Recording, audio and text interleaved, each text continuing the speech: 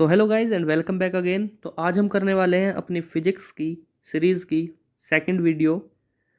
आप सभी से रिक्वेस्ट है कि अपने आंसर्स साथ के साथ कमेंट बॉक्स में लिखते रहें। चलते हैं वीडियो की तरफ। हमारा फर्स्ट क्वेश्चन है, copper and germanium are cooled from room temperature to 100 kelvin, then the resistance of. तो कॉपर और जर्मेनियम को रूम टेम्परेचर से 100 डिग्री केल्विन टेम्परेचर पर चेंज किया गया है। हमें बताना है then the resistance of. Copper and germanium के रेजिस्टेंस के साथ क्या हुआ। Germanium decrease, copper increase. Germanium का डिक्रीज होगा, कॉपर का इंक्रीज होगा। Germanium decrease, copper increase, copper decreases, दोनों का डिक्रीज हो जाएगा। Germanium increases, copper decreases. Germanium का इंक्रीज होगा, कॉपर का डिक्रीज होगा। जर्मेनियम इंक्रीजेज, कॉपर इंक्रीजेज, दोनों का ही इंक्रीज हो जाएगा। इसका करेक्ट आंसर है answer C, germanium increases and copper decreases. यानी टेम्परेचर, रूम टेम्परेचर से 100 डिग्री केल्विन पर ले जाने पर हमारा जर्मेनियम की रेजिस्टेंस इंक्रीज होगा और कॉपर का रेजिस्टेंस डिक्रीज होगा। चलते हैं सेकंड क्वेश्चन की तरफ। Question number second is, when a metal conductor connected to left gap of metre bridge is heated. यानी जब मीटर ब्रिज के लेफ्ट गैप में हम किसी मेटल कंडक्टर को कनेक्ट करके हीट करेंगे, उसका बैलेंसिंग पॉइंट क्या हो जाएगा। शिफ्ट टूवर्ड राइट, राइट की तरफ शिफ्ट हो जाएगा, लेफ्ट की तरफ शिफ्ट हो जाएगा। रिमेन अनचेंज्ड, चेंज नहीं होगा, ऐसा ही रहेगा कि रिमेन्स एट जीरो, जीरो पर ही रुक जाएगा। इसका करेक्ट आंसर है शिफ्ट टूवर्ड राइट, राइट की तरफ शिफ्ट हो जाएगा। चलते हैं क्वेश्चन नंबर थर्ड की तरफ। Question number 3 is, fractional increase in resistivity per unit increase in temperature is defined as. यानी जब फ्रैक्शनल रेजिस्टिविटी में फ्रैक्शनली इंक्रीज होगा, पर यूनिटली टेम्परेचर में भी इंक्रीज होगा, इज डिफाइंड एज। यानी एक डेफिनेशन दे रखी है, ये किसकी, हमें ये बताना है। The correct answer for this question is temperature coefficient of resistivity. Temperature coefficient of resistivity is defined as fractional increase in resistivity per unit increase in temperature. Now question number 4 is, the material whose resistivity is insensitive to temperature is। इनमें से कौन सा वो material है जिसकी resistivity temperature के insensitive है। Options हैं सिलिकॉन, सिल्वर, कॉपर और नाइक्रोम। इसका करेक्ट आंसर है नाइक्रोम। और नाइक्रोम आपका निकेल, आयरन एंड क्रोमियम का एलॉय है। इसका करेक्ट आंसर है nichrome.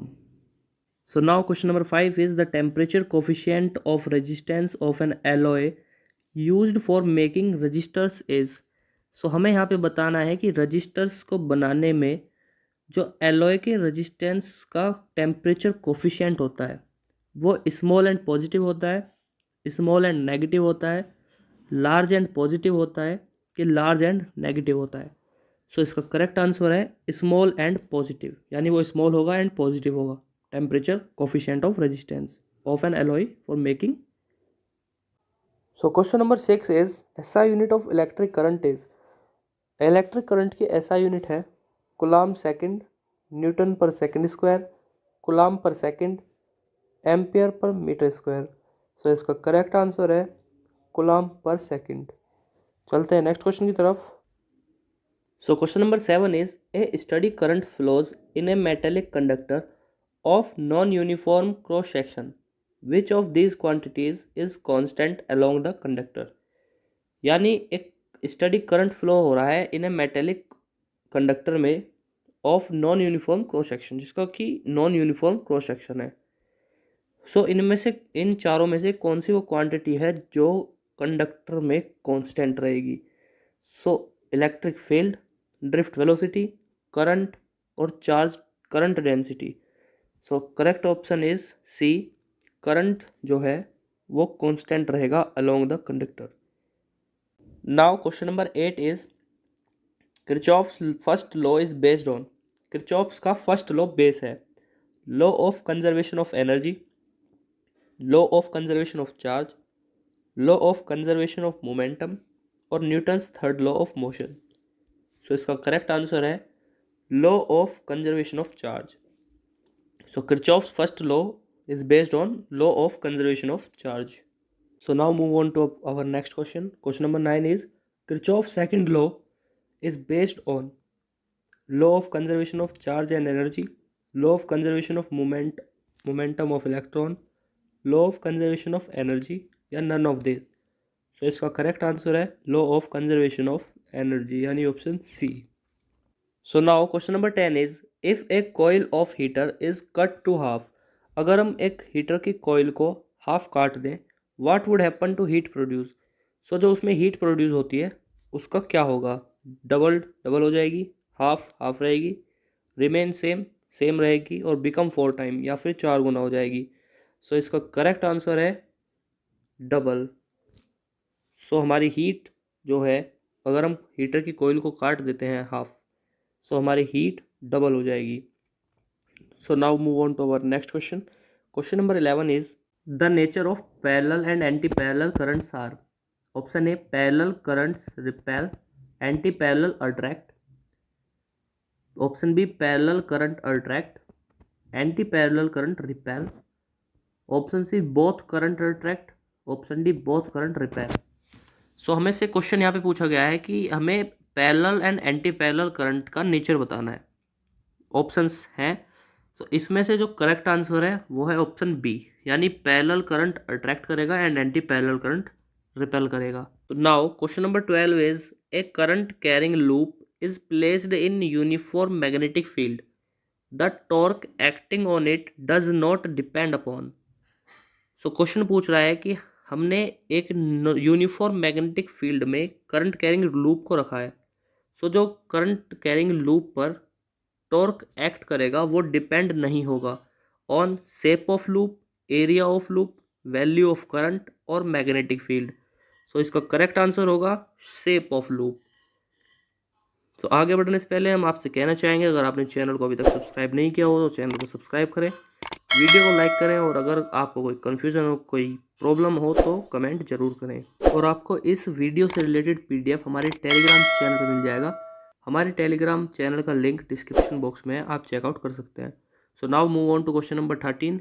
If the current sensitivity of a galvanometer is double, अगर हम गैल्वेनोमीटर की करंट सेंसिटिविटी को डबल कर दें, then its voltage sensitivity will be, तो इसकी वोल्टेज सेंसिटिविटी हो जाएगी डबल्ड, हाफ, अनचेंज्ड और 4 टाइम्स। सो इसका करेक्ट आंसर है अनचेंज्ड। अगर हम current sensitivity of galvanometer double कर देते हैं तो हमारी वोल्टेज पर, उसको वोल्टेज सेंसिटिविटी पर उसका कोई इफेक्ट नहीं पड़ेगा, हमारी वोल्टेज सेंसिटिविटी अनचेंज्ड रहेगी। तो चलते हैं नेक्स्ट क्वेश्चन की तरफ। Question number 14 is if A velocity has both perpendicular and parallel component while moving through a magnetic field, then what is the path followed by the charge particle।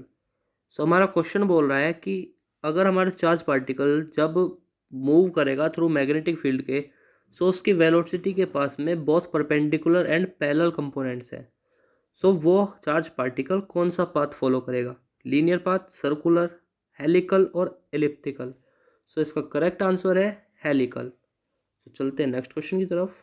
Question number 15 is Biot-Savart law can be expressed alternatively as।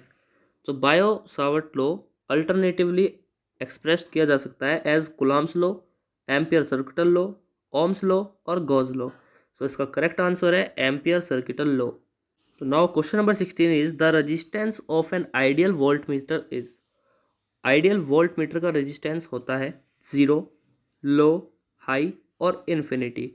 सो इसका correct answer है infinity. Ideal voltmeter का resistance infinity होता है। Now question number 17 is the earth behave as a magnet with magnetic field pointing approximately from the geography, north to south, south to north, east to west और west to east. So the correct answer is south to north. Now question number 18 is magnetic movement for a solenoid and corresponding bar magnet is equal for both, more for solenoid, more for bar magnet और none of this, इनमें से कोई नहीं। सो इसका correct answer है both equal होंगे, equal for both, यानी दोनों का मैग्नेटिक मूवमेंट इक्वल होगा। So now question number 19 is the strength of Earth's magnetic field is. Earth magnetic field की स्ट्रेंथ है कांस्टेंट एवरीवेयर, हर जगह कांस्टेंट है, जीरो एवरीवेयर, हर जगह जीरो है, हैविंग वेरी हाई वैल्यू, बहुत ज़्यादा हाई वैल्यू है, vary from place to place on earth surface, या फिर अर्थ की सरफेस पर अलग अलग जगह अलग अलग होती है, वेरी करती है। सो इसका करेक्ट आंसर है vary from place to place on the earth surface. So now move on to last question. Question number 20 is if magnetic line of forces are drawn by keeping magnet vertical. So अगर हम magnet को vertical रख के magnetic force of lines बनाए, so the number of neutral points will be. So neutral points का number होगा 1, 2, 3 and 4. So the correct answer is 1. So अगर हम मैग्नेट को वर्टिकली रखकर magnetic line of forces draw करेंगे सो हमारे न्यूट्रल पॉइंट्स ओनली 1 होगा।